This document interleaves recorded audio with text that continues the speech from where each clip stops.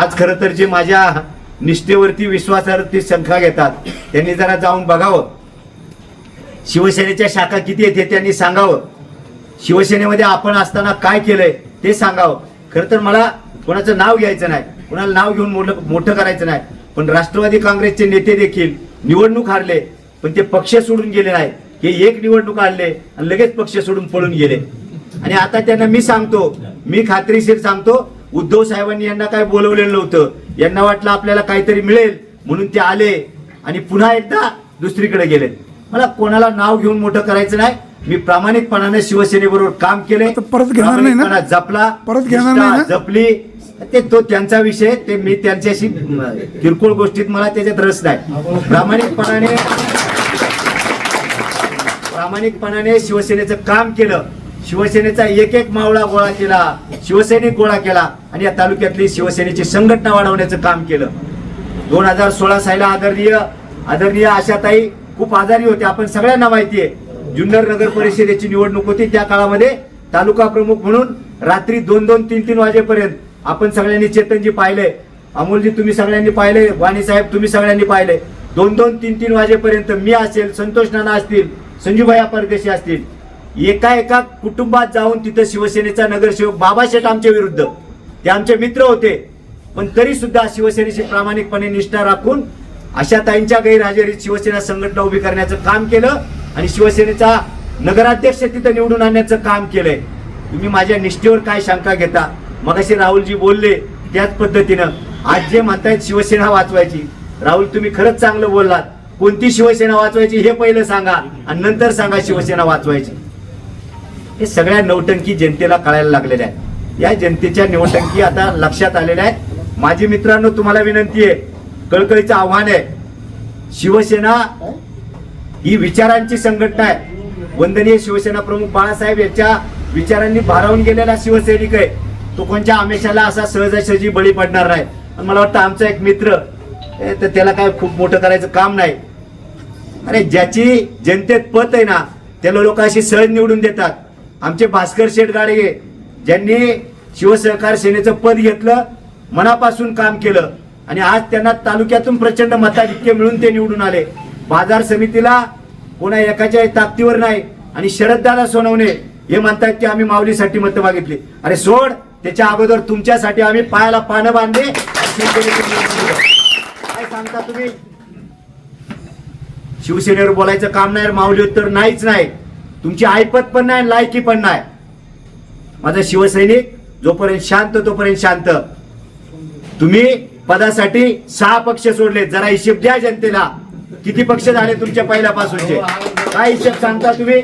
काँग्रेस झाली, राष्ट्रवादी झाली, शिवसेना झाली, मनसे झाली, परत शिवसेना झाली, परत राष्ट्रवादीचे तुम्ही वायबी सेंटरला जाऊन तिथं पाया पडले, मातोश्रीवर परत गेले. अरे तुम्हाला काहीतरी वाटलं पाहिजे. पक्ष आणि पक्ष.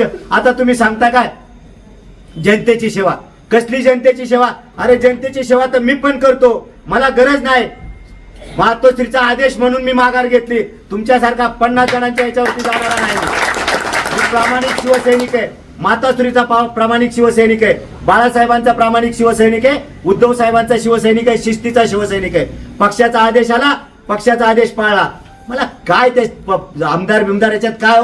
आमदाराला पण पत्र्याखाली जाळणार आहेत आणि जो सामान्य ना तुमच्या माझ्यासारखा त्यालाही तिथं जाळणार आहेत. पक्ष भिक्ष याच्याशी किंवा तुम्ही आम्हाला निष्ठा शिकवायचं काम नाही. आमचा पक्ष एकच, जनतेची सेवा आणि शिवसेना. या 4 अक्षराशी आम्ही बांधील आहोत. आम्हाला गद्दारी करायची असती कधीच केली असती. आज ते काहीतरी सांगायचं काम करतात. माझी हात जोडून विनंती आहे बाबांनो, मी जर कापड काढायला सुरुवात केली ना, तुम्हाला जनतेच्या दरबारात उभं राहता येणार नाही, लक्षात ठेवा. त्याच्यामुळं माऊलीशी पंगा घेऊ नका. तुम्हाला हे जड जाईल. ती जी आहे ना तुमचा फौज फाटा येडा, त्यांना पण नीट सांगा. माऊली जर एकदा सुटला तर तुम्हाला नीट उभं राहता येणार नाही. तुमचं काय काय आमच्याकडे सगळा हिशेब आहे. त्यामुळे तुम्ही सांगायचं काम नाही. माऊलीनं बाजार समितीला संजय काळेंच्या खालोखाल मतं घेतली, ते जनतेचं प्रेम आहे. तुम्हाला जनतेनं नाकारलेलं आहे. डांगट साहेब काय सांगतात? तुम्ही काय सांगता गद्दारीचं? अरे जिल्हा प्रमुख इथं आले, तालुका संपर्क प्रमुख आले, त्यांच्या समोर बैठक झाली अण्णा, आणि तालुका संपर्क प्रमुख आणि जिल्हा प्रमुखांनी आदेश दिला की सहकाराची निवडणूक आहे, आपली माणसं निवडून येण्यासाठी तुम्हाला काय वाटेल ते करा. तुम्ही आता याची भाषा सांगता काय? काढायला पाहिजे होतं. अरे तुम्ही याची बाळगा थोडी, तुम्हाला पक्षातून काढले त्याची थोडी वाटू द्या दादांनो. तुम्ही खूप ज्येष्ठ आहात, आम्हाला वंदनीय आहात, तुमचा आम्ही कायम आदर केला. आमची अडचण झाली तुमच्यामुळं तरी आम्ही बाबाशेठ आदर केला.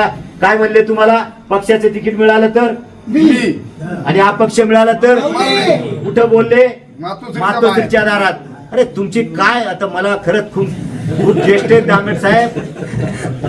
दांगट साहेब मला तुमच्यावर शपथ, तुम्ही खूप मला आणि आदरणीय दांगट कुटुंबाबद्दल मला प्रचंड प्रेम आहे, आदर आहे, निष्ठा आहे. साहेब तुम्हाला हात जोडून विनंती आहे, तुम्ही तुमच्या पद्धतीने चला. तुम्हाला जे योग्य वाटलं तुम्ही केलं, आम्हाला त्याच्याबद्दल अजिबात काय म्हणायचं नाही. पण शिवसैनिकांना चुकीचा मेसेज लोकांमध्ये देऊ नका, चुकीच्या पद्धतीने काही बोलू नका. माझी तुम्हाला विनंती आहे, राजकारण आहे.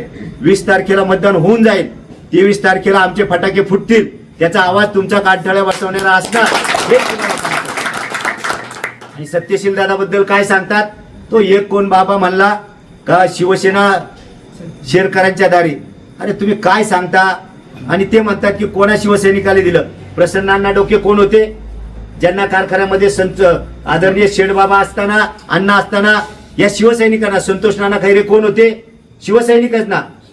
शरद अण्णा चौधरी कोण होते? शिवसैनिकच. पप्पूशेठ हाडवळे कोण आहेत? शिवसैनिकच.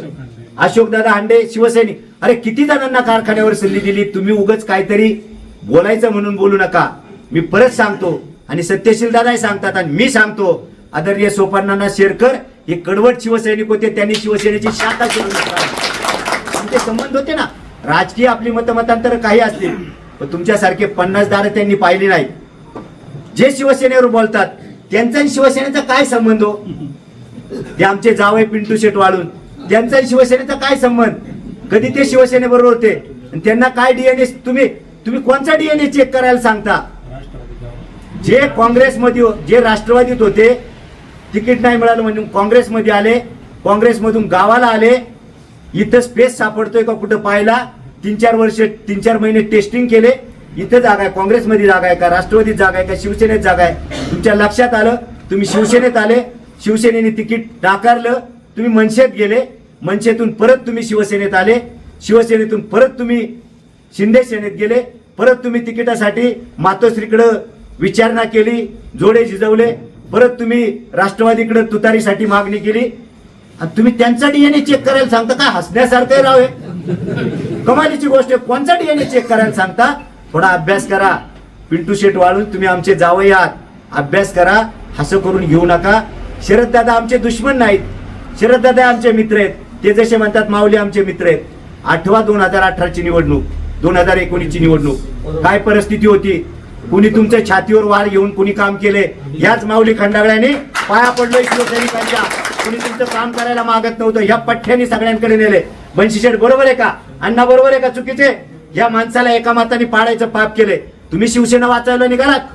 ज्या मंगेश काकडेंनी 2017ला स्वतःचा भाऊ उभा करून याला पाडलं, पण या माणसाने प्रामाणिकपणाने 2019ला त्यांनी काम केलंय शिवसेनेचं, शरददादांचं काम केलंय.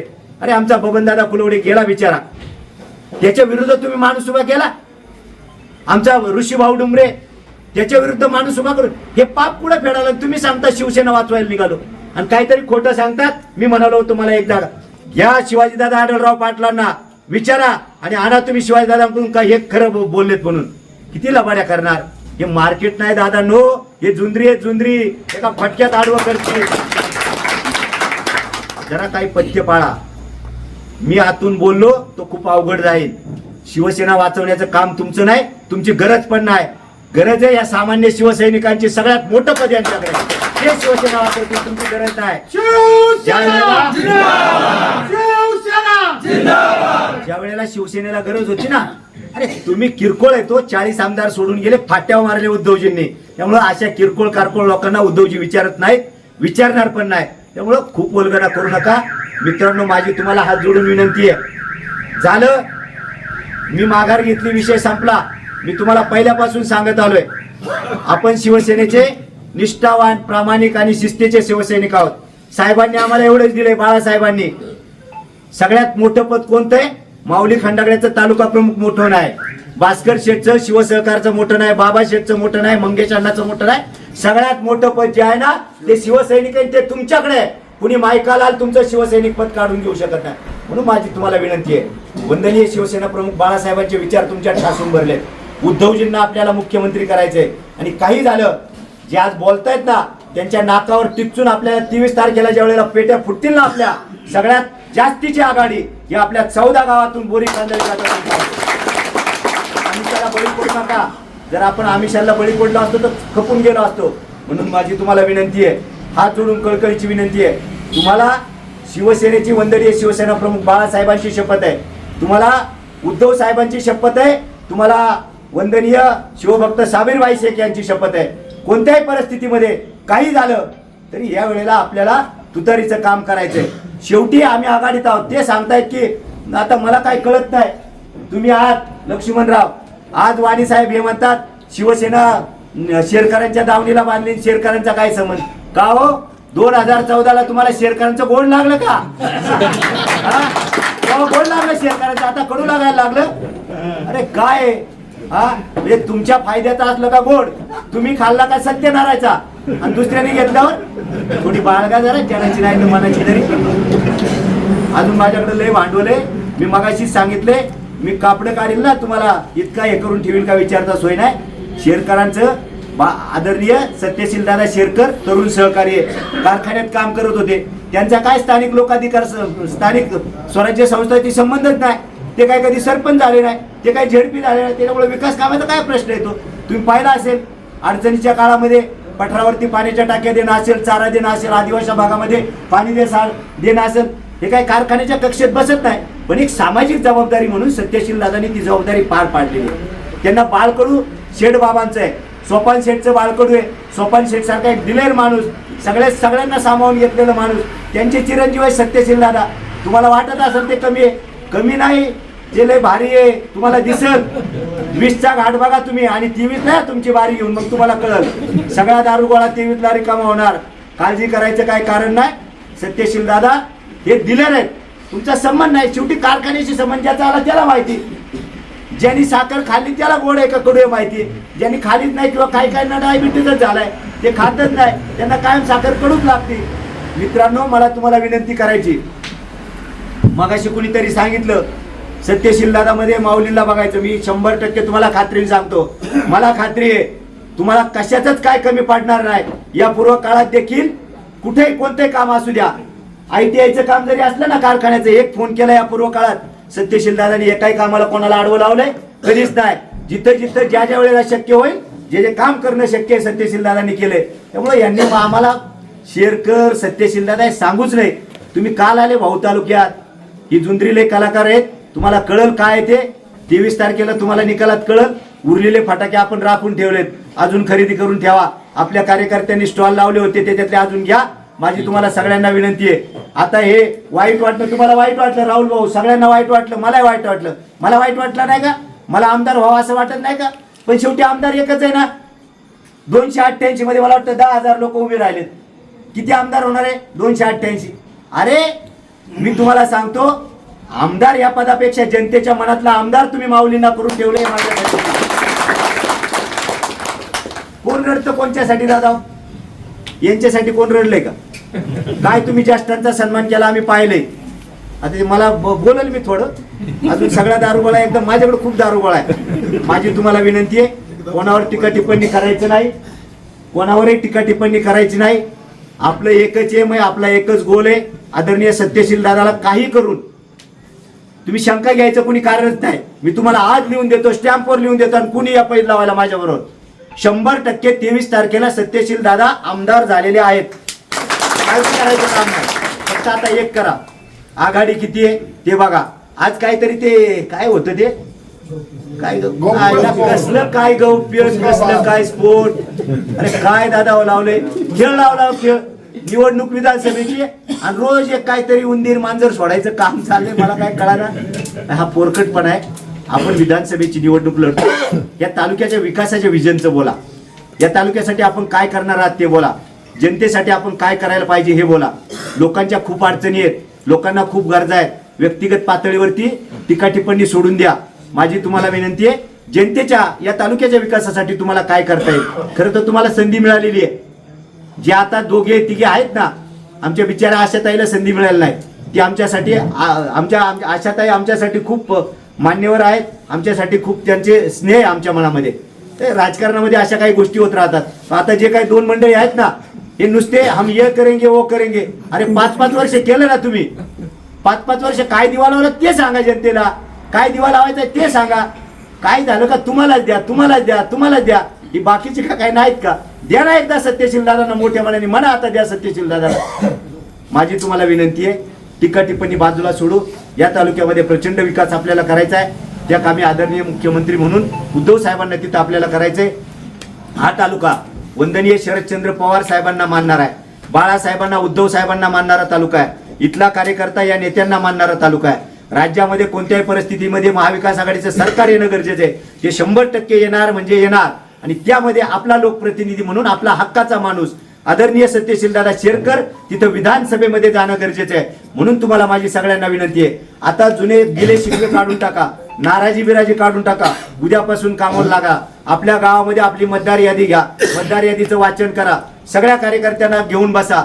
आपलं बटन सत्यशील दादांचं बटन 2 नंबरचं बटन आहे. त्याच्या समोरचं तुतारी वाजवणारा माणूस ही आपली निशाणी आहे. त्याच्या समोरचं बटन दाबा. आपल्या गावामधून लोकसभेपेक्षा देखील जास्तची आघाडी. त्याचं कारण तुम्हाला सांगतो, लोकसभेच्या वेळेला एकाच एक लढत होती. डॉक्टर खासदार अमोल कोल्हे यांना 1,08,119 मते या तालुक्यात मिळाली. आता तर 5 उमेदवार त्यांचे आहेत. आपला महाविकास आघाडीचा एकच उमेदवार आहे आदरणीय सत्यशील दादा शेरकर.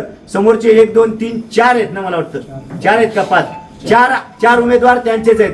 त्यामुळे मतदानाची टक्केवारी वाढण्याची शक्यता आहे. कदाचित 1,08,119 पेक्षा जास्त मतदान होऊ शकतं. त्यांच्यामध्ये हे मतदान 4 जागी होणार आहे, आपलं मतदान 1 जागी राहणार आहे. माझी तुम्हाला विनंती आहे, तालुक्यामध्ये सत्यशील दादाला 1,10,000 पेक्षा जास्तीचं मतदान झालं पाहिजे. हे कसं होईल याकडे आपण सगळ्यांनी प्रयत्न करूया. सत्यशील दादांना खूप मोठ्या मताधिक्यानं आपण सारेजण निवडून देऊया. आपल्या सगळ्यांना ते आवाहन करतो. आणि येत्या 20 तारखेपर्यंत सगळ्यांनी एकदम टाईट फिट राहायचं. आपला पाना जो आहे शिवसैनिकाचा तो आपण सगळ्यांना दाखवून देऊया. पुन्हा एकदा आपल्या सगळ्यांना आवाहन करतो आणि थांबतो. धन्यवाद. जय जय महाराष्ट्र, जय गुरुदेव.